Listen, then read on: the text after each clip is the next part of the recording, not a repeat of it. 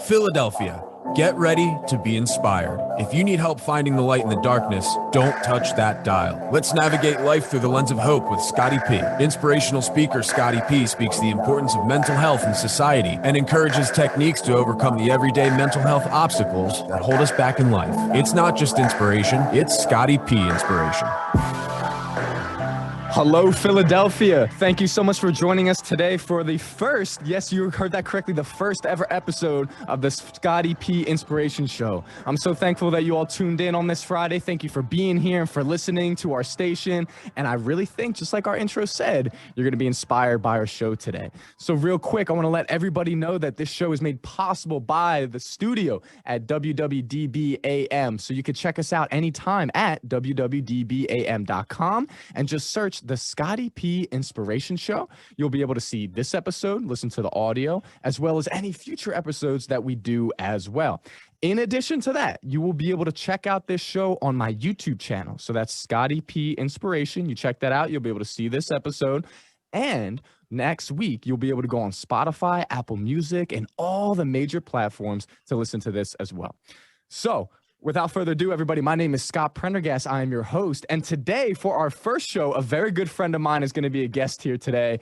We have known each other for years. He's an amazing guy. Let me give you a little bit of background information about him before I bring him into here. So everybody, our guest name today is Jon Mattleman. So Jon Mattleman, this is not just your typical guy. He holds a BA from Clark University and an MS in counseling from the University of Hartford. He served as a director at the Stoughton, Massachusetts Youth Commission from 1983 to 1993, and then the director of Needham, Massachusetts Youth Services from 93 to 2017. Now, since 1993, alongside his full-time work, he has operated a private practice to offer presentations and consultations and counseling or consulting services. In addition to that, yes, this dude does more. He's a big-time guy here. Jon is also the clinical director of the New England branch of Minding Your Mind, a mental health nonprofit whose goal is to lessen the stigma surrounding mental health and youth and teens. Now, over the past 2 years, Jon has facilitated over 160 presentations covering COVID-related mental health topics, including the impact on teens, parents, and educators. So, Jon, ladies and gentlemen, he is from Massachusetts, but don't turn off the station. He's got Philly roots. So, Jon, thank you so much for being here today. How you doing? I'm so happy to be here, and everyone can hear my Philadelphia accent. You know, he has the Philly roots, so it's okay, Philly. We're allowing him to be here today. Now, Jon, and really your resume speaks for itself. I mean, you've been doing this for a long time. You've helped so many people, including me, in so many ways. I want to thank you for being on the show today. And I just want you to talk a little bit real quick about how you got into the field that you're in and what is really that you're passionate about. Yeah, I'm in the field I'm in because it's important to have passion in what you do. And I have passion about helping people. Not only that, so many people helped me along the way. I mean, when I was in 5th grade, I was told I was too dumb and had to repeat the year. But you know what? My parents helped me and I got to 6th grade somehow. So many people helped me along the way. And we talk about the fact that individually we have certain things we achieve, but everyone I know has to rely on someone in their family, in their friend group. And you know what? I'm happy to be here today to support you, Scott, and to support your audience in whatever ways I can. I'm so glad to hear that, Jon. I really appreciate it. And I love what you just said there, saying that everybody has to rely on somebody. I think sometimes, especially as men, we get in this idea that we got to handle everything on our own. And I've got to be the strong, silent type. And sure, that's okay for some, but there is absolutely nothing wrong with realizing, hey, it's okay to talk about some stuff. It's okay to seek out help. And that's why I think it's amazing what you do and why I wanted to bring you on this show. In addition to that, I know we'll call you a bit of an expert on anxiety. And that's what I want this episode to be today, is all about how to find some of that relief when it comes to anxiety. So if you could, Jon, could you maybe just give us a little bit of background information on how anxiety over the past few years has really kind of, we'll say, upped its game and has become something that a lot of people now deal with? First, I want to tell you why I'm an expert. My wife tells me I make her anxious all the damn time. So by that definition, I'm an expert. I'm also an anxious person. You know, anxiety is normal. We need anxiety. I mean, think about long ago, some anxiety in the cavemen. They had to think about, was there going to be a threat to them? But anxiety has changed a lot. We have 24/7 technology. And then we have COVID, a 29-month trauma. And that has really upped the game. In fact, really, it's very hard to find someone who's not anxious these days. for good reason. There's a lot going on. And just as we were relaxing about things like monkeypox, could we have a break? Like if you're an anxious person, this is something on top of something on top of something, and it seems unending. Anxiety is about feeling out of control, and COVID's all about not having control, especially with the new variant we're dealing with right now. Yeah, it really is true. The past couple years as well. I know this sounds like a broken record, but it has really been a difficult time, and it's one thing after another, and we really have a hard time finding that relief. And if we knew, I'll give you an example. If we knew that COVID was going to end at a date, whatever date it was, a day, a week, a month, a year, we could live in relationship to that, and that would tamp down our anxiety. But remember, anxiety, as I said, is feeling like we don't have control. We don't know if it will end, when it will end. And that's what we all struggle with. Yeah, that's so true. And Jon, I had heard you one time when we did a presentation together, you said something I never forget. You said anxiety, in a way, it's kind of like it hijacks your mind. And what we want to do is we want to learn to hijack it back. So could you expand a little bit on what you mean and say that? Yeah, so let's remember, anxiety is based on feeling. It's not really based on fact. And that feeling hijacks our brain. It's lying to us. It's telling us things which aren't true. It's hijacking us.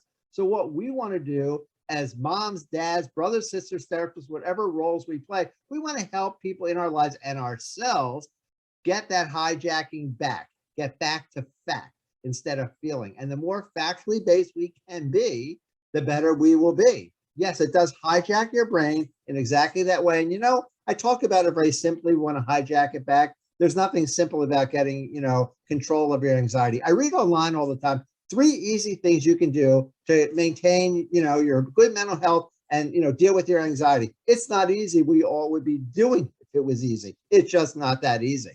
Yeah, I love how you bring that up. I mean, because it's not something that you change overnight. This is a process. This is something that takes time. Just like it took time for some of those anxious thoughts to really build up and become something that's intrusive in your head, it's also going to take time to work through that.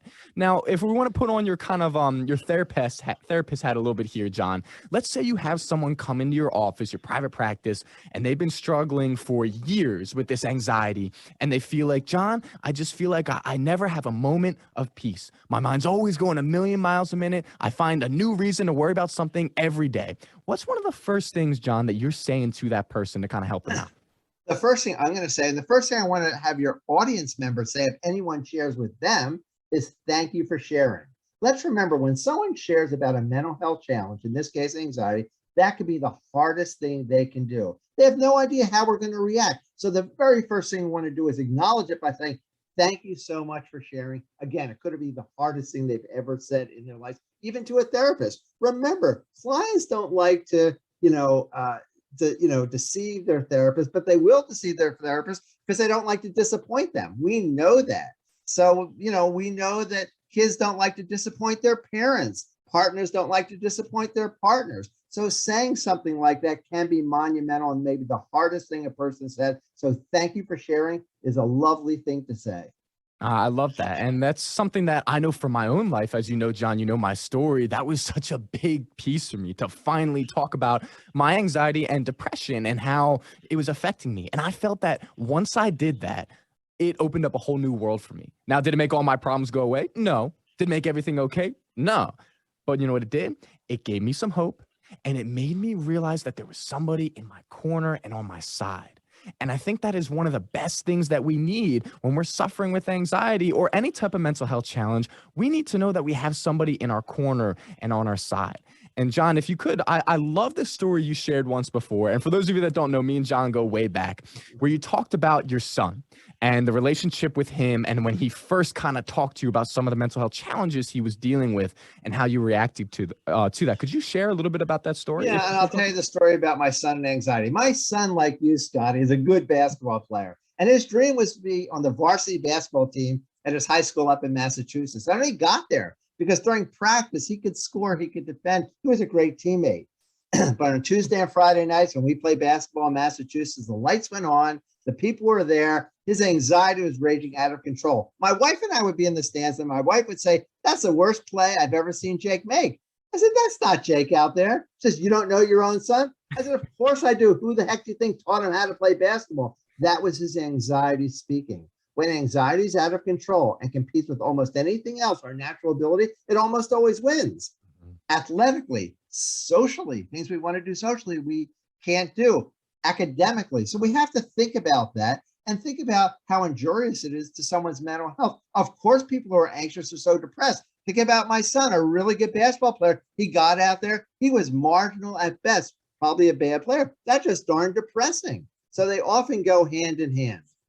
Yeah, I love that story and when you bring that up, because it just shows how, even a therapist's son is going to have stuff sometimes that they deal with. And this just shows that we all have these different things, but how, talking about it is a space that really opens up a lot of doors for your son. And let's remember professional athletes too. So I am not his therapist, but I love basketball as you do, Scott. And, Simmons, when he played for Philadelphia and he didn't shoot, my guess is he was a pretty anxious guy, and probably in his head was catastrophic thoughts like, oh my God, I could miss this. Remember that play? He had a layup and he passed it off. Mm-hmm. Like, these are the things that change who we are as people, who we are as athletes. And I don't know Simmons. I'm not his therapist. I'm not diagnosing him, but it seemed pretty clear that that's probably what he was dealing with. If he can conquer that, he'll be a good basketball player again. If he can't, he's probably going to struggle.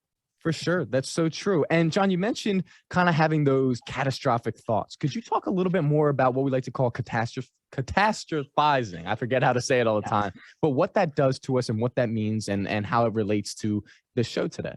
Yeah. So you have a simple thing going on and your mind goes to what I call the dark side, the catastrophe. I'm never going to get that job. They're going to hate me. I'll never this. I'll lose this. I'll forget that. All those sort of catastrophic things. And that's our anxiety speaking. So if you're going to a job interview and you say, I'll never get this job, they're going to hate me. They'll hate what I'm wearing. They'll hate what I'm saying. They're going to hate my resume, my cover letter. They'll hate that too. Your chances of getting that job is significantly reduced. And then, of course, you don't get the job. And you say, of course, I knew I wasn't going to get the job. So you're in a vicious cycle. And, anxiety is really about not extinguishing it. It's about learning to live and cope with the discomfort. I'm an anxious person. I'm much better at learning to live with my discomfort and instituting some good ways of handling that to get me to a better place than I was maybe even 15 years ago. Yeah, that's great. And I think one of the things that I talk about a lot when I'm speaking and when I have things outside of my other job that I do is I'm always telling people this, it's important to understand what thoughts are we feeding and what thoughts are we starving. And what I mean by that when I say that is, am I feeding thoughts such as no one's going to like me? I'll never do well in this. I can't get this job. They're going to hate everything about me. Am I feeding that by continuing to provide evidence and support to that thought? Or am I going to starve that thought and say, look, this thought is irrational. This thought is a conclusion that's made up that is inconclusive. And this is also something that I've kind of allowed to overtake my mind when I don't know for sure that it's true. That's fantastic. That's a fantastic way of looking at it because you're intellectualizing it. I mean, this is what cognitive behavioral therapy is all about. Looking at our rational thoughts, how it informs our feelings and our actions. And if you can do that, you have a really good chance to get a handle on your anxiety. You'll always be an anxious person, Scott. I will be an anxious person too, but it's how we handle it. That's so true. How we handle it. And to my listeners at home, I want you to really take that and run with it. It's not about getting rid of anxiety. It's about learning to manage it. And it's about learning how to live a life using the proper coping skills so that you can feel comfortable and enjoy your life the way that you want to, while still knowing, yes, anxiety will be there, but you're not letting it drive the car. Think of it like that. You're not letting anxiety drive the car, but rather you're letting it sit in the passenger seat. So we've got so much more coming up, everybody. We're going to dive a lot deeper into this topic after these quick commercial breaks. So don't go anywhere. Stay with us. We will be right back. Hey everyone, Eric Katz here, the owner of Katz Dogs Canine. Are you working from home and need to get your dog out running around for the day? Will you be traveling this summer and looking for a place to board your pup? Is your dog looking a little shaggy and need a haircut or bath? Are you looking forward to walking around and enjoying this beautiful weather, but you can't because your dog's pulling like a freight train? Well, you're in luck. We're a one-stop shop that focuses on daycare, boarding, grooming, and training. We're located at 35 Middle Road, Percy, PA, on 10 beautiful acres. You can check us out on Facebook and Instagram at Katz Dogs Canine or our website, katzdogscanine.com. Our phone number is 855-KATZ-DOG, 855-528-9364.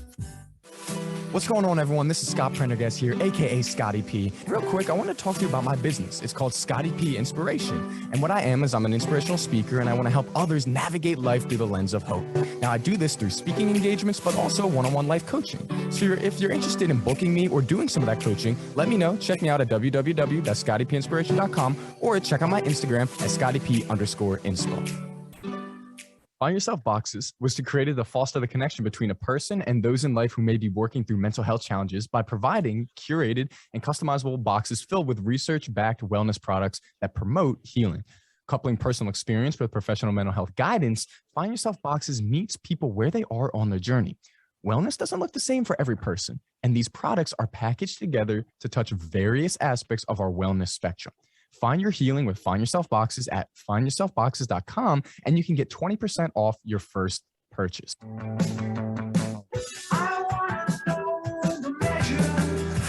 Welcome back, everybody, to the Scotty P Inspiration Show, the first ever episode of it. Come on now, let's go. It's exciting. This is a good time out here today. I want to thank everybody for joining us on this Friday, and I want to thank you for checking out our show, and you can find out more about what it is that we do on www.dbam.com. For those of you that don't know, my name is Scott Prendergast, aka Scotty P, and I am the host of your show today. And what I want to do is I want to help you to navigate life through the lens of hope. And through the guests that we'll be bringing on this show and the solo episodes, everything will revolve around that. With that being said, we have an amazing first guest today, a good friend of mine, Jon Mattleman. He has been here. He's been chalking it up with me. We've been talking about some great stuff, talking about how Philly's better than Massachusetts. I mean, wait, no, we weren't talking about that. Talking about a lot of different stuff with anxiety because he is an expert in it for sure. So, Jon, thank you so much again for being here today. That's great. I'm happy to be back. I love talking about anxiety. You know, if we could stick our heads in the sand and anxiety would go away, I'd be the first one to do it. It doesn't work that way. So I think the only way to get a better handle on anxiety is back through it. Couldn't agree more, Jon. Couldn't agree more. Just like the Under Armour commercial says, the only way is through. And that's what we're trying to do here is find a way through. We're not trying to dance around it. We want to go through it. Now, Jon, you mentioned something in the first half, and I love this. This is one of the things that I'm a huge proponent of, where you talked about cognitive behavioral therapy, also known as CBT. Now, can you talk a little bit about how this process and what it is helps reducing our anxiety? Yeah, well, first of all, anxiety is something that we can make great inroads in. People think, I'm always going to be anxious. No one can help me. We know through medication and we know through therapy, you can be helped a lot. One of the therapies that is very effective is called CBT, cognitive behavioral therapy. And it looks like this. Our rational thoughts, hey, wait a second, anxiety is all about irrational thoughts. So this is a great match. Inform our feelings, gets us going, and that informs our actions. Our action might be, I'm not going to go to that event because I'm too anxious. Our actions might be, I won't try something because I probably will fail. All sorts of things. So if we can attack our irrational thoughts, of which there are many in anxiety, we're going to do a great job in terms of getting us to a better place and not impacting our feelings negatively. I love that. Love it so much. And I know CBT is something that was a big game changer for me. And Jon, one of the things that I like to call some of those really anxious thoughts is I call them quote unquote hot thoughts. It's kind of like when a quarterback's under center and he's got his hot reads. White 80 said hot. Oh, wait, watch the safety. 52's the mic.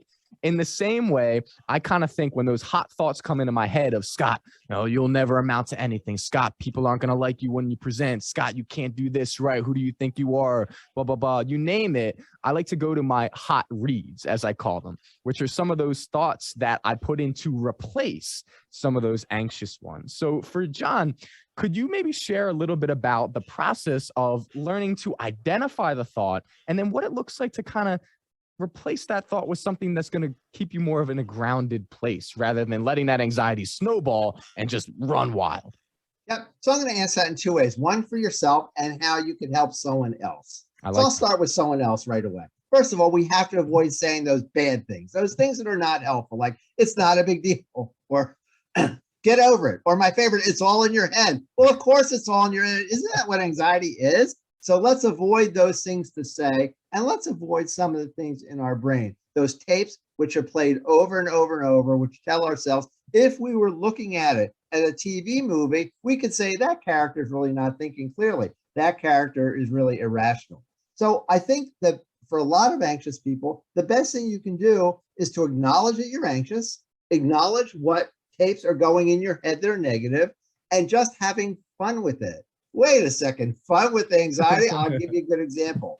Write them down on a piece of paper and then crumple them up and throw them in the trash. Literally and visually throw them in the trash. It creates a great image in our brain when we do that. So if you have an irrational thought about something coming up in your life, write it down on a piece of paper, crunch it up, and shoot a basket, get it in that basket, and leave it there.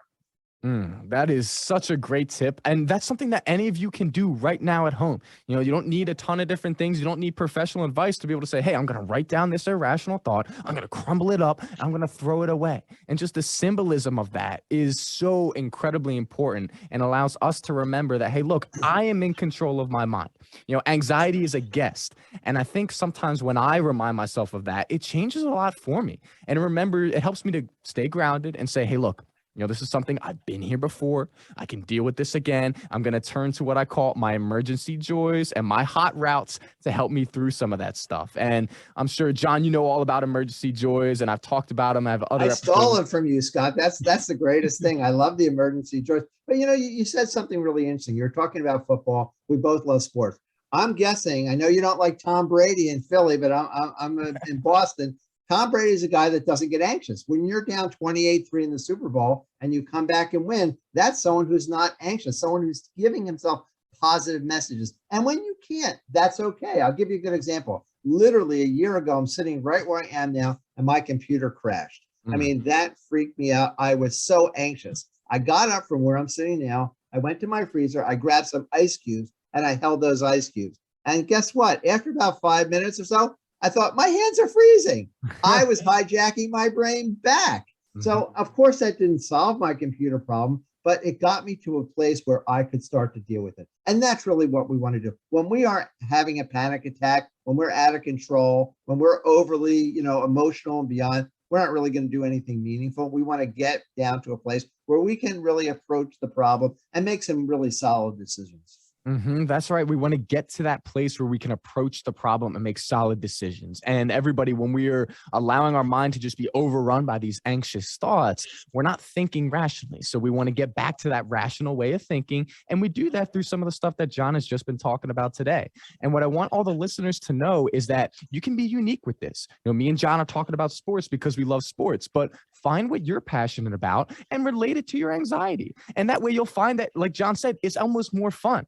You know, for me, I like to think I'm like a quarterback, like I said, but those hot routes, I'm imagining I'm like Dak Prescott out here, out doing all this kinds of stuff. So relate it to the fields of interest that you have, and you'll find that it's going to be less scary because it feels more comfortable and it's something that you feel you're actually able to do. Would you agree with that, Jon? Yeah, I would. But, you know, it's interesting. When people have a situation where their anxiety is raised and then they deal with it very well, they don't celebrate that. They don't honor it. They don't debrief it themselves. Like, what did I do well? How did I manage to get over that hump? How did I manage to calm my anxiety?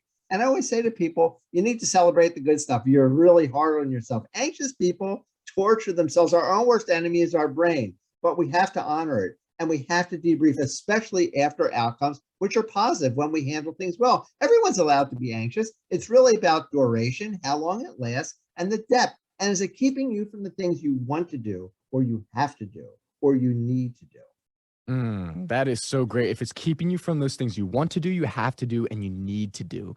And if that's the case, listeners, then we want to make sure that we're really letting someone know and we're seeking some help for this, whatever that looks like for you, because it's at that point that we're running into a bit of a problem. Jon, another story that I recall of yours, I got a bunch in here. I love it. You talked about once how you create a little bit of time each day that you call kind of your worry time, or I forget what you called it. Yeah. Could you talk about that for the listeners real quick? Yeah, so this is really important. Everyone who's dealing with anxiety deals with it differently. What will work for me may not work for you, might exacerbate things, but I want to talk about that. Thanks, Scott. Every day, between usually it's 4 to 4:30, usually that's a quiet time of the day, I allow myself to be anxious. And you're thinking, wait a second, aren't we trying to calm anxiety down? No, it's very cathartic. If you keep it bottled in, think of a balloon. You keep blowing that up, it's going to explode. So for me, I allow myself to be anxious about all sorts of things. Are they kind of irrational? Of course, that's what anxiety is. But I allow myself. After about 20 minutes, I stop and I kind of put it in a metaphoric box and I put it back on the shelf. Because if I don't do that, it will diffuse through the day. By the way, I want to tell you, oftentimes when I'm doing that, I start to smile because I know that it's my anxiety and my irrational thoughts. And laughing is an important part of this process. Laughing means you're in the moment. Everyone who's anxious is not in the moment. You're like ruminating about the past. You're worried about the future. Being in the moment is the best thing you can do for your anxiety. So if you're at a concert, if you're hearing comedy, if you're at an incredible Phillies game, they're playing okay this year, and you're in the moment cheering about something, that means you're right there as opposed to worrying about other stuff. You can't worry about, am I going to get out of the parking lot? Where did I park? Where's my car? Will my car be stolen? No, you're in the moment. If we could all be in the moment, we'd all be happier. I have a friend. He is so in the moment. He's never had a moment of anxiety. He's like a role model for me. That's amazing, John. We got about a minute real quick before we start wrapping things up. Could you really quick, if you feel comfortable, talk about some of the things we could do to help to kind of stay in the moment so that we're not constantly ruminating about the future or the past or what have you? Yeah, it's a really hard thing to do, to stay in the moment. I have to push myself to do it. And I have to really shut down the part of my brain, which really is taking me to other sorts of places. So I'll give you a good example. When I'm in the moment, say if I'm hearing music, live music, I don't pull out my phone anymore and take a picture.